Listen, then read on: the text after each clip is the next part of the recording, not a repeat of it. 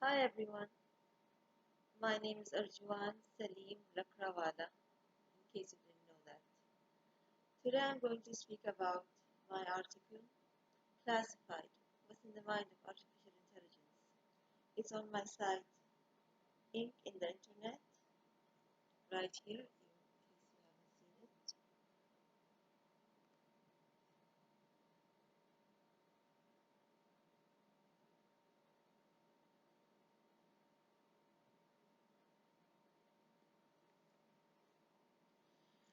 Uh, what I'm going to do is I'm going to explain how I got the ideas for this article, okay? So, the first part, basically the first part of the article explains itself. This is how it starts. Perhaps it's the most talked and written about subject of the decade. Artificial intelligence is taking over the world, without a doubt for the good or bad of humanity. But how exactly can or is it happening?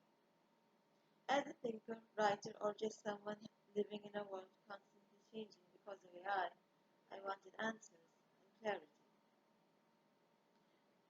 Up until here, the article pretty much explains what was going on through my mind as I went about researching artificial intelligence. So naturally, I use Google to research the matter. You can read this.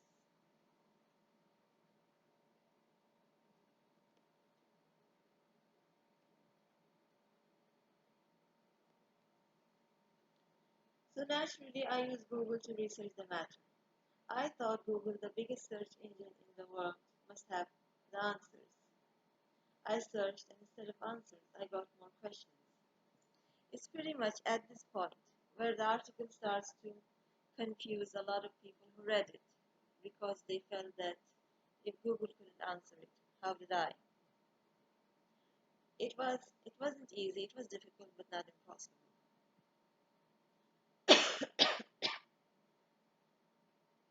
Wear a mask in the days of Corona. So, as I searched Google, I found by questions, I put the questions here. Here an example of the questions that further confused me. How does artificial intelligence work after its programming? Numerous articles by highly educated writers say no one knows. It's a mystery. And this really got to me. Why don't people know how artificial intelligence works after it's programmed? What mystery is going on in the mind of this thing, of this highly logical thing, like a really advanced calculator?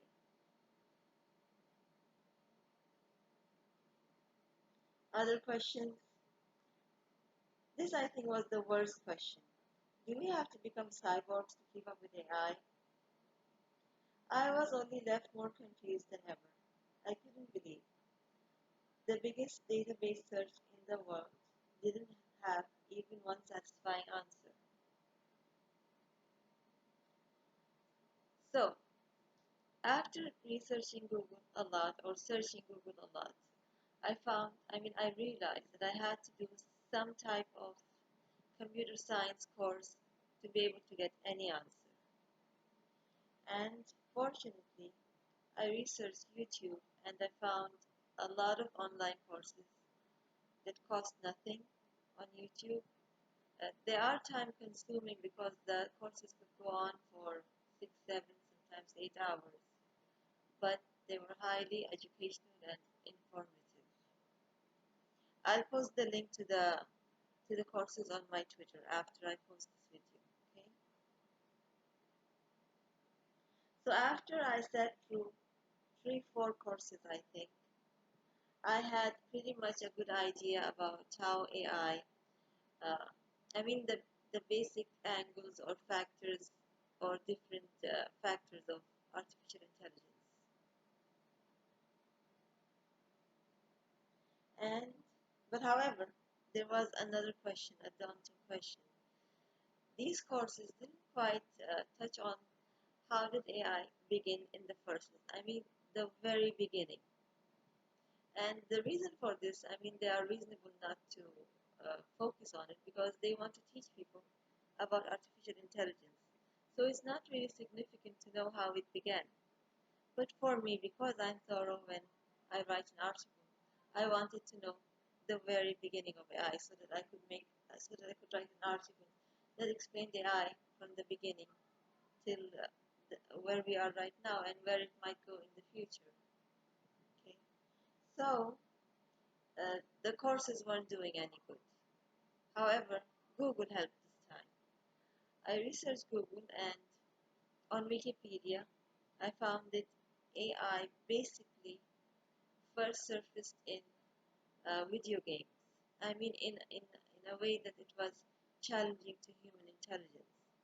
The other place where AI was there, where it challenged the human mind, was in calculators.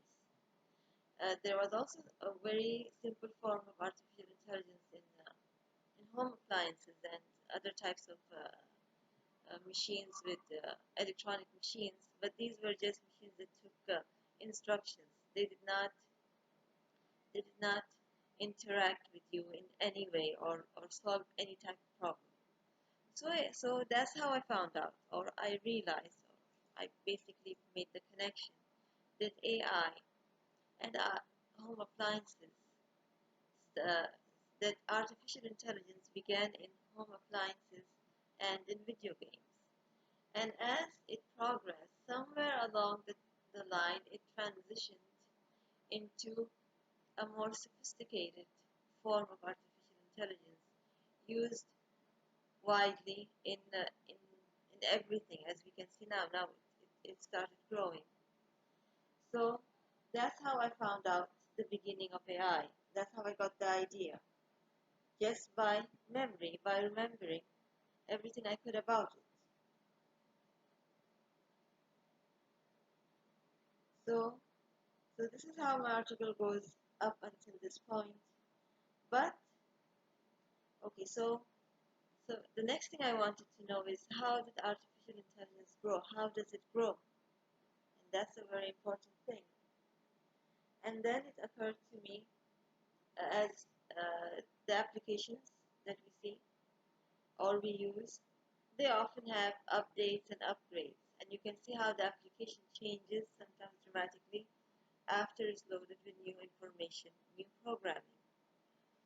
So basically, that's how AI started. They made the first instruction and then they added on it and on it and on it. And they kept adding. And the more they added, the more intelligent it got. So that's how, and I give the example over here of how artificial intelligence gets loaded with information in the form of, where is it? Basically, I say that, if you take a glass of water and you keep adding into it, gradually it will become completely dark. And that's how AI grows. If you stop feeding it information, it can't grow. So, what would be the strength or weakness of AI? That was the second and the third most interesting or important point to me. And as I thought about it, and it didn't take a lot of research, it just took me uh, analyzing my own interaction with artificial intelligence when I use an application, when I play a video game or anything, or when I do anything on the internet. There are algorithms in everything. And instead of simply using these things, if you try to understand or analyze that, okay, I've given it information, where is it going, what's happening with it, you realize that this information is being collected and it's being harvested and it's turning into big data and it's being fed into some artificial intelligence, some algorithm somewhere where it grows. So earlier, we all knew that, when the internet boom happened, we all knew that whatever we did on the internet, that data would be collected for targeted advertising to sell us products. But now it's very different. Now artificial intelligence isn't being used for targeted targeted to simply sell us products. It's being used to make algorithms that can compete with our thinking. And this algorithm is, has information leaked from millions or billions of minds of people who log into the internet. And as you can see, and it's not just the internet as in, browsing on your iPad or on your computer. It's the internet in your iWatch, in your smartwatch. It's the internet on your smart TV. It's the internet in your car. It's the internet at work. It's the internet at home. It's the internet in your banking. It's everywhere. You are giving bits of information about how you think, what you do, your name, everything to all these different algorithms, and all of it is being collected somewhere and being fed to some other algorithm which is growing. So the strength of the artificial intelligence would definitely be our own interactions on the internet. And perhaps the second level of strengthening artificial intelligence would have to be, of course, robots. Like I say in my article, artificial intelligence is the wings of the internet, is the wing of robots. Okay, I got it wrong. Never mind. Read the article. I say it over there. So, so until this point, here's where I am. And the weakness, of course, of artificial intelligence would have to be no information. If we cut off the internet, no artificial intelligence anywhere, or any company will have, or any company will able to grow its algorithm. We should charge companies for our interactions on the internet because it's through us is how they are when expanding their uh, their their business or their products or their projects with artificial intelligence.